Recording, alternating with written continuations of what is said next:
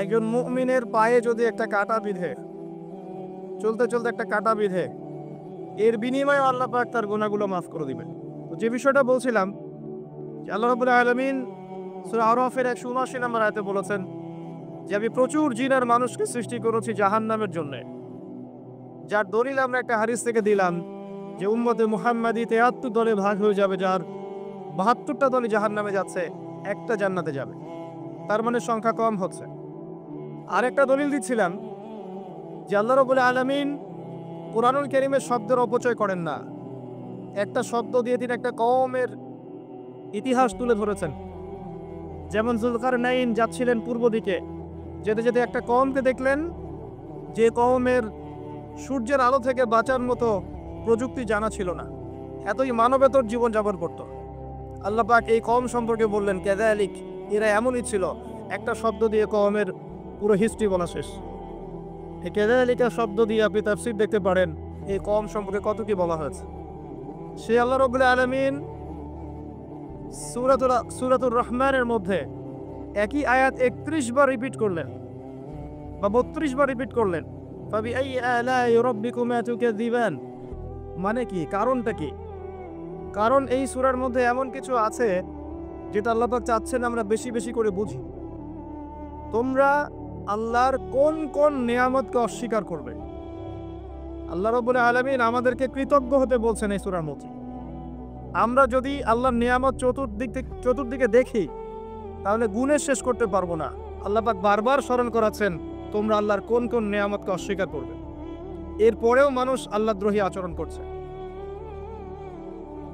সহিহ বুখারীর মধ্যে 4 বার এই হাদিসটা আসার মানে হচ্ছে যে আল্লাহ পাক এখানেও বোঝানোর চেষ্টা করছেন যে জাহান্নাম থেকে বাঁচার জন্য আমাদের কত সতর্ক থাকা উচিত।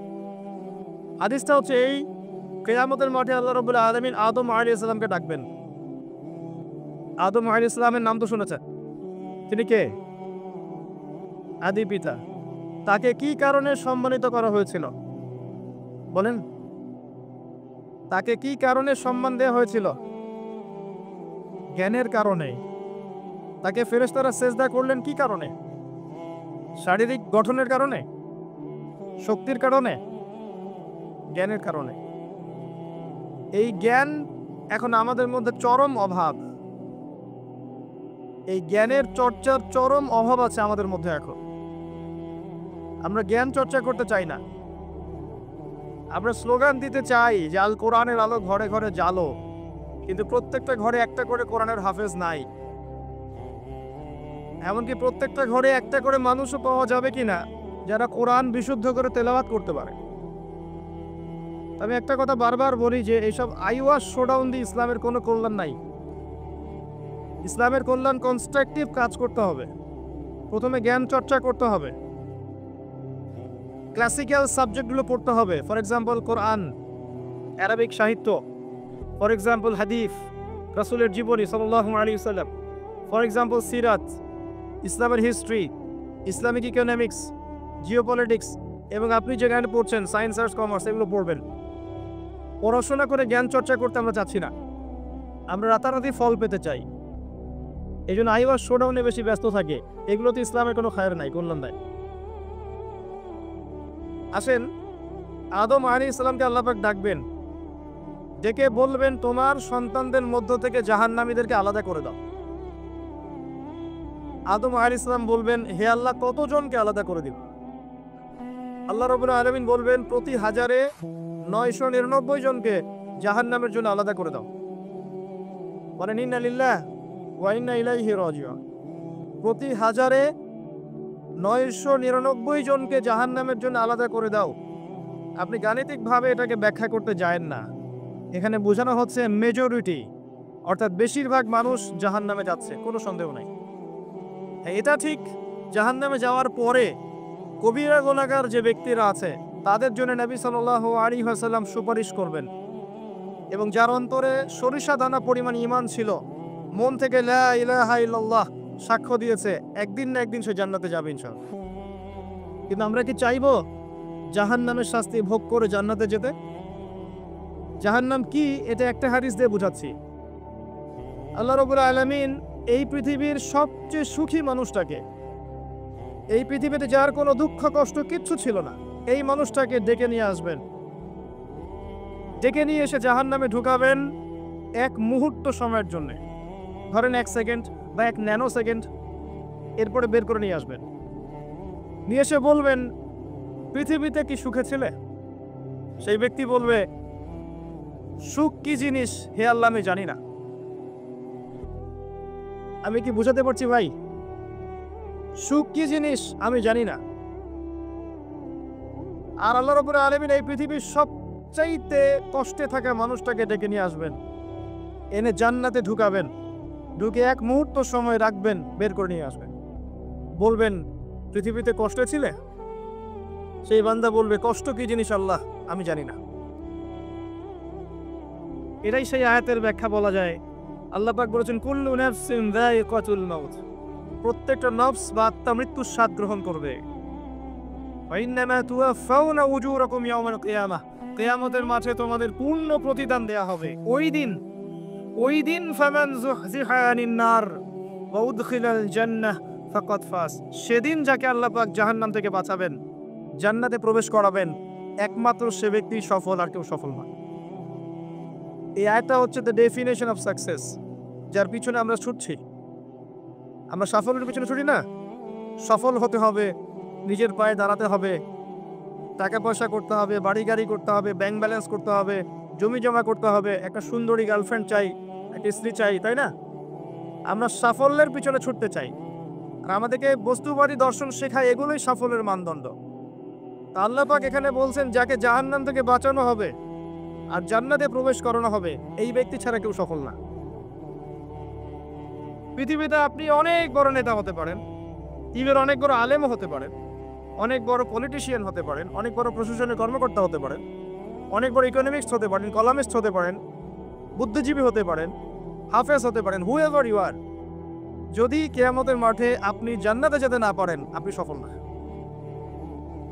আর পৃথিবীতে যে মানুষ মুদির দোকান করছে, ভ্যান চালাচ্ছে, রিক্সা চালাচ্ছে, বারবার সেলুনে কাজ করে, কৃষক কৃষি কাজ করে, যাদেরকে মানুষ চেনেও না, ইমান আছে, 5 ওয়াক্ত নামাজ পড়ে, ছেঁড়া কাপড় পরে থাকে, এত মান মর্যাদা নাই, ভাইরাল না, মানুষ চিনে না, গভীর রাতে তাহাজ্জুদ পড়ে, দেখবেন এই ব্যক্তি যদি কিয়ামতের মাঠে জান্নাতে চলে যায়, এই ব্যক্তি আমার চেয়ে সফল, কোনো সন্দেহ নেই।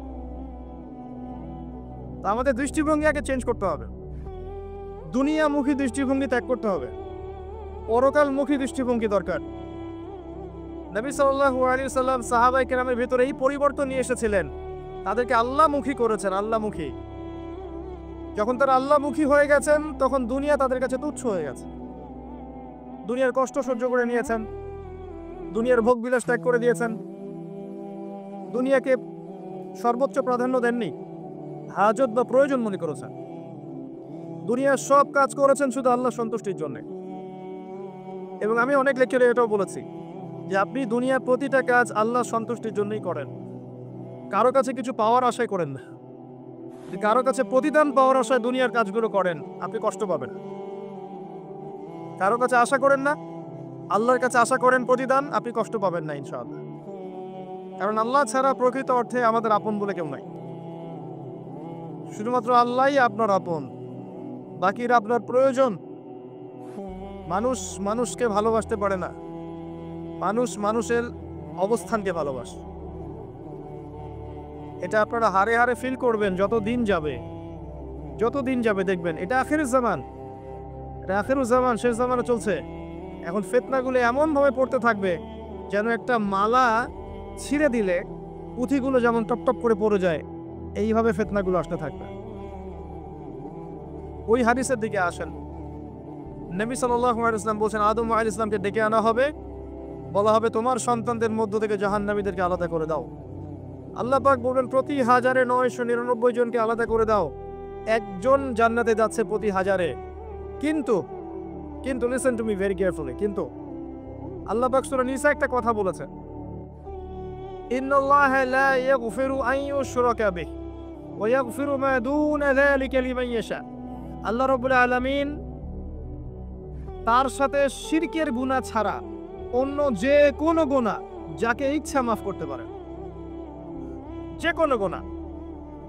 যে কোনো গুনাহ আল্লাহ পাক মাফ করতে পারেন শিরকের গুনাহ ছাড়া।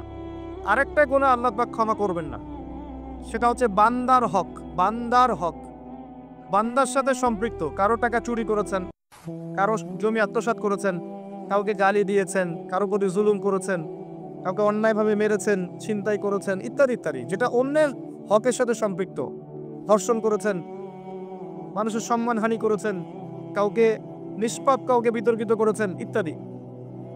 এই যে মানুষের সাথে জড়িত হক, এটা আল্লাহর কাছে মাফ নেওয়া যাবে না। কাবা ঘরের গেলাফ ধরে কানলেও কোনো লাভ নাই। ওই বান্দার কাছে গিয়ে ক্ষমা নিতে হবে।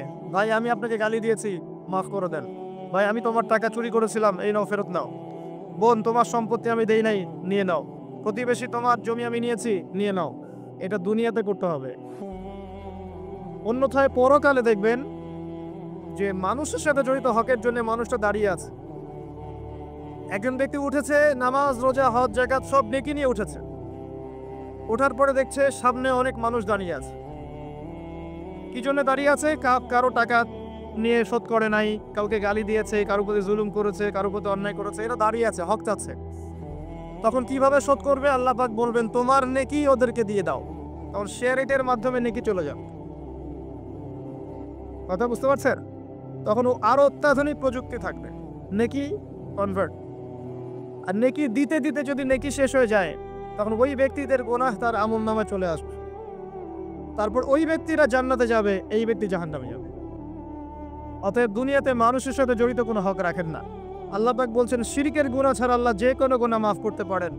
আর এই যে কুফরি এবং মানুষের সাথে জড়িত হক, আল্লাহ মাফ করবেন না। এখন আল্লাহ যদি শিরকের গুনাহ ছাড়া সব গুনাহ মাফ করতে পারেন, আর আল্লাহ পাক তো ওয়াদা করেছেন নবী সাল্লাল্লাহু আলাইহি ওয়াসাল্লামকে মেরাজের রাতে, যে তোমার উম্মতের যে কোনো ব্যক্তি যদি শিরক না করে আমার সামনে হাজির হয়, আমি তাকে মাফ করে দেব। একটা হাদিসে কুদসির মধ্যে এটাও আছে, হে আদম সন্তান, তুমি যদি আসমান এবং জমির সমপরিমাণ গুনাহ নিয়ে আমার সামনে দাঁড়াও, কিন্তু আমার সাথে কাউকে শরীক করনি, তাহলে আমি আল্লাহ তোমার সামনে আসমান জমিন সমান ক্ষমা নিয়ে দাঁড়াবো।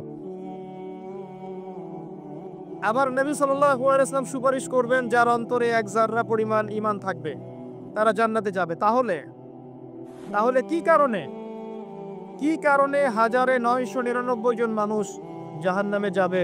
উত্তরটা দেন দেখি। তাদের আমলনামায় কিসের পথ থাকতে পারে? কিসের? এটা বোঝার জন্য কি পিএইচডি করার দরকার আছে? এখন দেখেন, কিছু মানুষ আছে যারা বলছে যে ঈসা ইবনে মারিয়াম আল্লাহর সন্তান, নাউজুবিল্লাহ। এটা শিরক নয়, এবং তাদের সংখ্যা পৃথিবীতে 700-800 কোটির মতো, নাকি আরো কম বেশি হবে, যারা চলে গেছে, যারা আছে এবং যারা আসবে। কিছু মানুষ বলছে ওজায়ের আলাইহিস সালাম আল্লাহর সন্তান, নাউজুবিল্লাহ। এরা হচ্ছে জিউস, যারা এখন প্যালেস্টাইন দখল করে আছে। আর এই কথা বলতে আমাদের বুকে ভয় থাকা উচিত নয় যে ওইটা আমাদের জমি, তাদের জমি নয়। ওখানকার ঘটনা হচ্ছে এমন, একটা উপমা দিয়ে বোঝানো যায়। মনে করেন আপনি আপনার ঘরে বসে আছেন, আপনার দরজায় একজন মেহমান এসেছে। মেহমান নক করছে, ঠক ঠক ঠক। ভাই আমাকে একটু হেল্প করেন, আমি খাইনি অনেক দিন, আমার কাপড় নাই, আমার খাবার নাই, আমার থাকার জায়গা নাই, একটু আশ্রয় দেন। আপনি মাশাআল্লাহ মুসলিম, দয়া পরবশ হয়ে দরজা খুলে দিলেন, তাকে ড্রয়িং রুমে বসালেন, সুন্দর করে খাওয়ালেন, কাপড় দিলেন, রেস্ট করার জায়গা দিলেন। এবার সে সেখানে থাকতে থাকতে পরিকল্পনা করলো যে আপনাকে আপনার বাসা থেকে বের করে দিবে। একদিন আপনাকে ঘাট ধরে আপনার বাসা থেকে বের করে দিল, দিয়ে দরজার ভিতর থেকে লাগিয়ে দিল। এখন দরজার বাইরে দাঁড়িয়ে আপনি নক করছেন, আমার ঘর আমাকে ফেরত দাও, আমার ঘর আমাকে ফেরত দাও। আর এই ব্যক্তি বলছে আপনি জঙ্গি, আপনি সন্ত্রাসী। এটা হচ্ছে সবচেয়ে সেরা উদাহরণ, প্যালেস্টাইন এক্সাম্পল। তো এরা বলছে ওজায়ের আলাইহিস সালাম আল্লাহর সন্তান। একটা কথা আমি বলি, হতাশ হবেন না। ফেরাউন তার দলবল নিয়ে যখন লোহিত সাগরে ধাওয়া করছিল মুসা আলাইহিস সালামকে, আল্লাহ পাক কি করেছেন? আল্লাহ পাক সব সৈন্যকে আগে লোহিত সাগরে এনেছেন, আনার পরে মুসা আলাইহিস সালামকে পার করে দিয়েছেন। তারা যখন মাঝখানে এসেছে তখন আল্লাহ পাক ডুবিয়ে দিয়েছেন। ঠিক আছে? আল্লাহ পাক ঠিক একই কাজটা করবেন ইনশাআল্লাহ এই জেরুজালেমে ইনশাআল্লাহ তাআলা। সবাইকে এনেছেন আল্লাহ পাক পৃথিবীর বিভিন্ন জায়গা থেকে। একটা নির্দিষ্ট সময় পর্যন্ত ওরা বিশ্বকে রুল করবে সামনে, একটা নির্দিষ্ট সময় পর্যন্ত এরা বিশ্বকে শাসন করবে সামনে অচিরেই। কিন্তু এরপরে আল্লাহ রাব্বুল আলামিন ঈসা ইবনে মারিয়ামকে নামাবেন এবং তার হাতে তাদের নেতা মাসিহুদ দাজ্জাল নিহত হবে ইনশাআল্লাহ তাআলা। এবং পুরো কমিউনিটি একসাথে কলাপস করে যাবে, পৃথিবী থেকে এদের নাম অস্তিত্ব মুছে যাবে ইনশাআল্লাহ তাআলা। আল্লাহ পাক ওই লোহিত সাগরের সুন্নাহ এখানে অ্যাপ্লাই করবেন ইনশাআল্লাহ। আল্লাহ পাক এই কারণে একত্রিত করেছেন, এটা আল্লাহ পাকের স্টাইল সুন্নাহ। আসেন, এরা বলছে উযাইর আলাইহিস সালাম আল্লাহর সন্তান। আবার দেখেন কিছু মানুষ বলছে আল্লাহকে পাওয়ার জন্য স্ট্যাচু ওয়ার্শিপ করা যায়, এরা হচ্ছে আল্লাহকে পাওয়ার মাধ্যম। কিছু মানুষ বলছে কবরে সেজদা করা যায়, কবরে শায়িত ব্যক্তি আল্লাহর কাছে সুপারিশ করবে। কিছু মানুষ বলছে আল্লাহ ছাড়া অন্য কারো কাছে দোয়া করা যায়, তিনি অনেক বুজুর্গ ব্যক্তি ছিলেন, আমার দোয়া পৌঁছে দিবেন আল্লাহ পর্যন্ত। কিছু মানুষ বলছে আল্লাহ ছাড়া অন্য কারো নামে নজর করা যায়, জবাই করা যায়, কসম করা যায়, ইত্যাদি ইত্যাদি। আর কিছু মানুষ আল্লাহর হালালকে হারাম করছে, আল্লাহর হারামকে হালাল করছে। কিছু মানুষ তাকদীরকে অস্বীকার করছে, ভাগ্যকে অস্বীকার করছে। কিছু মানুষ দুনিয়া নিয়ে এতই ব্যস্ত হয়ে আছে, দিনের যাররা পরিমাণ ফিকির নাই। আবার কিছু মানুষ এই উম্মতের মধ্যে দাবি করছে মুহাম্মদ সাল্লাল্লাহু আলাইহি সাল্লাম শেষ নবী নন, আরো নবী আসতে পারে, এবং তারা প্রকাশ্যে মাহফিল করারও চেষ্টা করছে এখন বাংলাদেশ। আবার কিছু মানুষ বলছে আমরা কোরআন মানি, হাদিস মানি না। এই যতগুলো কথা আমি বললাম এর প্রত্যেকটাই হচ্ছে শিরক। এই শিরকগুলো হয় তিন ভাবে: চিন্তায় শিরক হয়, কথায় শিরক হয়, এবং কাজে শিরক হয়। চিন্তা, কাজ এবং কথা, আকীদায় শিরক থাকে, আমলে শিরক থাকে, আবার কথাতেও শিরক থাকে। এই শিরকের পাপের কারণে আল্লাহ রাব্বুল আলামিন বেশিরভাগ মানুষকে জাহান্নামে দিবেন, বলেন নাউযুবিল্লাহ। কিন্তু কারো আমলনামায় যদি শিরকের পাপ না থাকে, শিরক থেকে তওবা করে যে কোনো পাপ নিয়ে সে কবরে যায়, 99% সম্ভাবনা আছে এই মানুষকে আল্লাহ পাক মাফ করে দিবেন। তাহলে আমরা আজকে এতটুকু শিখলাম, প্রথমে সবচেয়ে বেশি কেয়ারফুল থাকতে হবে শিরকের ব্যাপারে, সবচেয়ে বেশি কেয়ারফুল থাকতে হবে শিরকের ব্যাপারে এবং বেদাতের ব্যাপারে। এটা কি জিনিস? বেদাত হচ্ছে এমন জিনিস, মানে আমিলা আমালান লাইসা আলাইহি আমরুনা ফাহুয়া রাদ। নবী সাল্লাল্লাহু আলাইহি ওয়াসাল্লাম বলেছেন, কেউ যদি এমন কোনো কাজ করে ইসলামের মধ্যে যেই কাজের পিছনে আমার কোনো দলিল নাই, প্রমাণ নাই, আমার পক্ষ থেকে কোনো আদেশ নাই বা নিষেধ নাই, কোনো হুজ্জত নাই, এটাই বেদাত, প্রত্যাখ্যাত। মানে আপনার প্রতিটা কাজ হতে হবে শুধুমাত্র নবী সাল্লাল্লাহু আলাইহি ওয়াসাল্লামের সুন্নাহ মতো। এই জায়গায় নতুন কোনো পদ্ধতি চালু করলে আপনি বেদাতি হয়ে যাবেন। বেদাতির পরিণতি কি? তার সমস্ত আমলগুলোকে আল্লাহ পাক ধুলো বানিয়ে দিবেন। দলিল সূরা ফুরকান। সবকিছু বলার সময় পাচ্ছি না মাহফিলে। আরো কি? আরো আছে। বুখারী হাদিসে এসেছে নবী সাল্লাল্লাহু আলাইহি ওয়াসাল্লাম হাউজে কাউসারের সামনে দাঁড়িয়ে থাকবেন এবং এই কাউসারের পানি যে একবার পান করবে কিয়ামতের মাঠে, সে আর কখনো পিপাসক্ত হবে না। নবী সাল্লাল্লাহু আলাইহি ওয়াসাল্লাম পানি পান করাবেন উম্মতকে, হঠাৎ পর্দা পড়ে যাবে। আল্লাহ নবী বলবেন ইন্নাহুম মিন্নি, এরা তো আমার উম্মত, পর্দা পড়ে গেল কেন? তাকে জানানো হবে ইন্নাকা লা তাদরি মা আহদাসা বা'দাক, হে নবী আপনি জানেন না আপনার মৃত্যুর পর এরা আপনার শরীয়তের মধ্যে কত বেদাত চালু করেছিল। তো বেদাতীদের সম্পর্কে নবী সাল্লাল্লাহু আলাইহি ওয়াসাল্লাম বলবেন সুহকান সুহকান লিমান গায়্যারা বা'দি, দূর হও যারা আমার দ্বীনের মধ্যে সংযোজন করেছে, দূর হয়ে যাও। নবী যে অভিশাপ দিবেন, নাউযুবিল্লাহ। আরেকটা মারাত্মক বিষয় হচ্ছে বেদাত করতে থাকলে মানুষ তওবা করে না। একজন চোর তওবা করতে পারে, সে জানে এটা খারাপ কাজ। একজন জেনাকারী তওবা করতে পারে, সে জানে এটা খারাপ। একজন পতিতালয়ের মেয়ে তওবা করতে পারে, সে জানে এটা খারাপ। কিন্তু যে ব্যক্তি ইসলামের কাজ করছে ভালো মনে করে, সে মনে করছে এগুলো কল্যাণের কাজ, ভালো কাজ, সে কখনো তওবা করতে চাইবে না। এই কারণে বেদাতি শেষ পর্যন্ত তওবা করে না। অতএব শিরক আর বেদাতের এই পাপ থেকে দূরে থাকেন। এরপরে আমি সামনে যাই। আরেকটা মেজর জিনিস থেকে আমাদেরকে বেঁচে থাকতে হবে, সেটা হলো হারাম রিজিক। আজকে আমাদের রিজিকের যে সিস্টেমটা আছে, এর মধ্যে বেশিরভাগ পরিবারে হারাম রিজিক ঢুকে গেছে, বলে নাউজুবিল্লাহ। কেউ সরাসরি হারাম, কেউ ঘুরিয়ে ফিরিয়ে হারাম। সবচেয়ে বড় মারাত্মক যে হারামটা ঢুকেছে তার নাম হচ্ছে রিবা বা সুদ। ম্যাক্সিমাম আমরা সুদখোর। আমার কিসের দাড়ি টুপি এগুলো দেখার প্রয়োজন নাই, আমি নিজেও সুদখোর। কিভাবে? প্রত্যক্ষভাবে না হলে পরোক্ষভাবে। মনে করেন আমি একটা ফ্ল্যাটে ভাড়া থাকি, ফ্ল্যাটের মালিক আমার ভাড়ার টাকা দিয়ে তার ব্যাংকের লোন শোধ করে, পরোক্ষভাবে আমি সুদের সাথে সম্পৃক্ত আছি। আপনি বাঁচতে পারবেন না। এই জামানা সম্পর্কে নবী সাল্লাল্লাহু আলাইহি ওয়াসাল্লাম বলেছেন, এমন একটা জামানা আসবে যেই জামানায় মানুষ সুদ থেকে বেঁচে থাকতে পারবে না। যে বেঁচে থাকার চেষ্টা করবে তার গায়েও সুদের ছিটা ফোঁটা গিয়ে লাগবে, কোনো সন্দেহ নেই, এটা সেই জামানা। টপ টু বটম সব জায়গায় সুদ। আর জানি না এই আয়াতগুলো কোরআনে আছে কি না আদৌ, বা এগুলো মানুষকে শোনানো হয় কি না আদৌ। তা আমি আমার জায়গা থেকে চেষ্টা করছি। আল্লাহ বা কোরআনে বলেছেন, কে বলেছেন? আল্লাহ বলেছেন। আমি অনুবাদ করছি, আমি জাস্ট অনুবাদক। সূরা বাকারা 279 থেকে পড়া শুরু করেন। আল্লাহ পাক বলছেন, ইয়া আইয়ুহাল্লাযীনা আমানু, হে মুমিনগণ, তুমি যদি মুমিন হয়ে থাকো, হে মুমিনগণ, ইত্তাকুল্লাহ, তোমরা আল্লাহকে ভয় করো। ইত্তাকুল্লাহ, তোমরা আল্লাহকে ভয় করো। ইত্তাকুল্লাহ, তোমরা আল্লাহকে ভয় করো।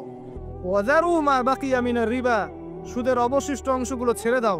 ইন কুনতুম মুমিনিন, যদি প্রকৃত অর্থে মুমিন হয়ে থাকো।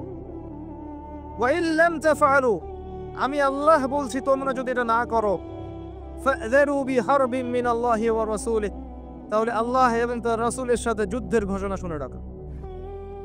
Go ahead. এখন রাস্তা আপনার।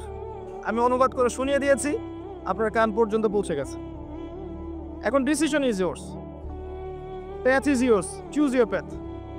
রাস্তা আপনার, আপনি ফিক্স করেন কি করবেন। যদি আপনি সুদ খান 1 নাম্বার, অথবা দেন 2 নাম্বার, 3 আপনি সাক্ষী থাকেন, 4 লিখে রাখেন, আপনি সমান পাপী। এই 4 শ্রেণীর মানুষকে নবী সাল্লাল্লাহু আলাইহি ওয়াসাল্লাম অভিশাপ দিয়েছেন, লাআনত করেছেন। আর নবী সাল্লাল্লাহু আলাইহি ওয়াসাল্লাম অভিশাপ নিয়ে যদি আমরা কবরে যাই, তাহলে মান নাবিয়ুক উত্তর দিতে পারবো, এটা বিশ্বাস করা বোকামি।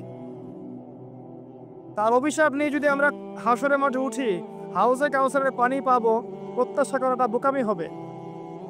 তার অভিশাপ নিয়ে যদি আমরা হাসরের মাঠে উঠি, তাহলে তিনি আমাদের জন্য সুপারিশ করবেন, এটা ভাবা বোকামি হবে। মেরাজের রাতে আল্লাহ রাসূল দেখে এসেছেন, এক শ্রেণীর মানুষকে রক্তের নদীতে ফেলে মাথা ফাটিয়ে দেয়া হচ্ছে। নবী জিজ্ঞাসা করলেন সাল্লাল্লাহু আলাইহি ওয়াসাল্লাম, এরা কারা হে জিবরাইল? জিবরাইল আলাইহিস সালাম বলেন, এরা আপনার উম্মতের সেই সব ব্যক্তি যারা ছিল সুদখোর, যারা সুদের মধ্য দিয়ে মানুষের রক্ত চুষে খেয়েছে। আজকে রক্তের নদীতে এদেরকে ফেলে মাথা ফাটিয়ে দেয়া হচ্ছে। কি করবেন আপনি ফিক্স করেন। ইসলাম তরবারির জোরে ছড়ায় নাই। আমি আপনার গর্দানে তরোয়াল ধরে বলবো না যে সুদ ছেড়ে দেন, বলবো? কেউ বলবে না। ইসলাম এভাবে ছড়ায় নাই। ইসলাম সৌন্দর্য দিয়ে ছড়িয়েছে, সুন্দর উপদেশ দিয়ে ছড়িয়েছে।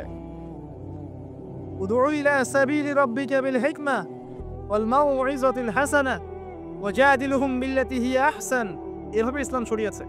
ফাযাক্কির ইন নাফাআতিয যিকরা সায়াযাক্কারু মান ইয়াখশা, হে নবী আপনি উপদেশ দিন, যদি উপদেশ কাজে লাগে শীঘ্রই যারা আল্লাহকে ভয় করে তারা আপনার উপদেশ গ্রহণ করবে ইনশাআল্লাহ।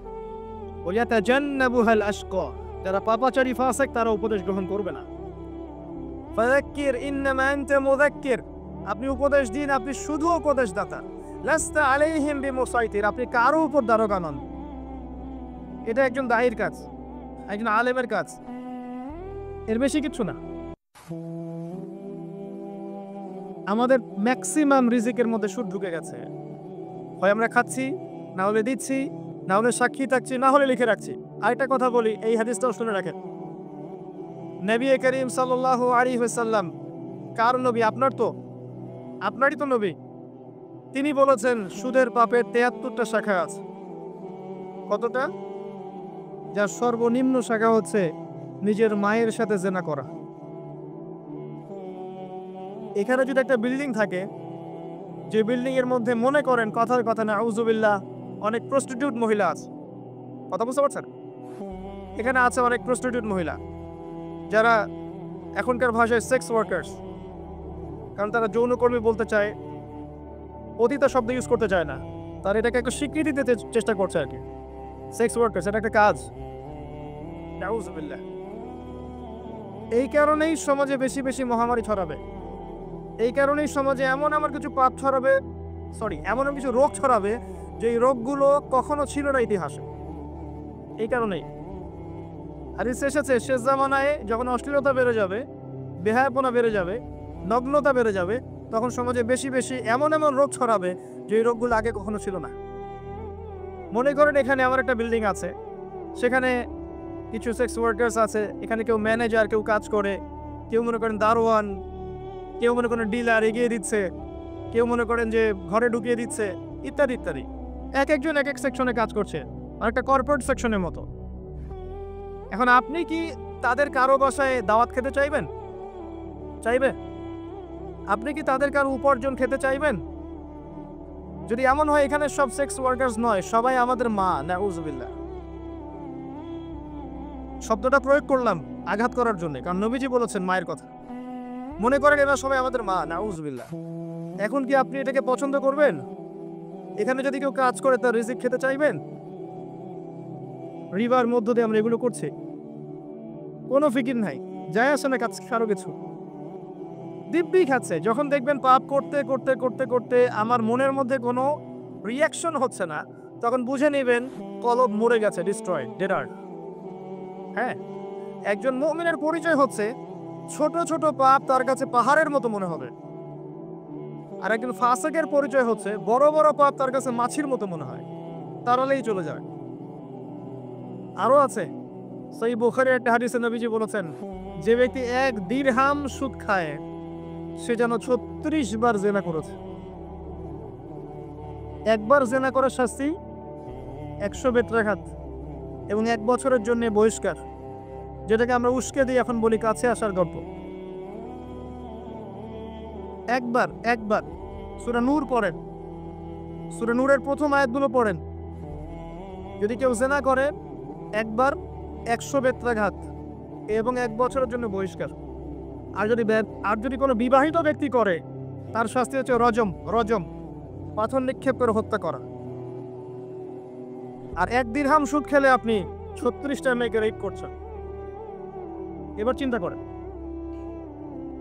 এই শাস্তিগুলো যদি দুনিয়ায় কার্যকর না হয় এবং দুনিয়াতে যদি আমরা তওবা না করে যেতে পারি, পরকালে কার্যকর হবে কোনো সন্দেহ নাই।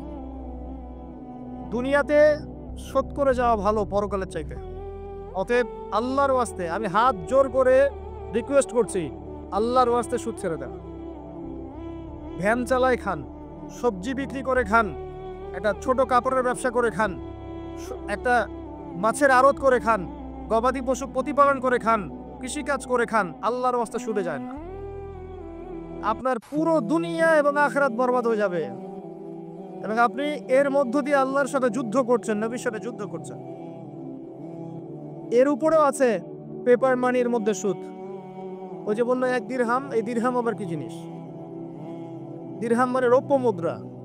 দিনার এটা কি জিনিস? স্বর্ণ মুদ্রা, ইসলামিক মুদ্রা।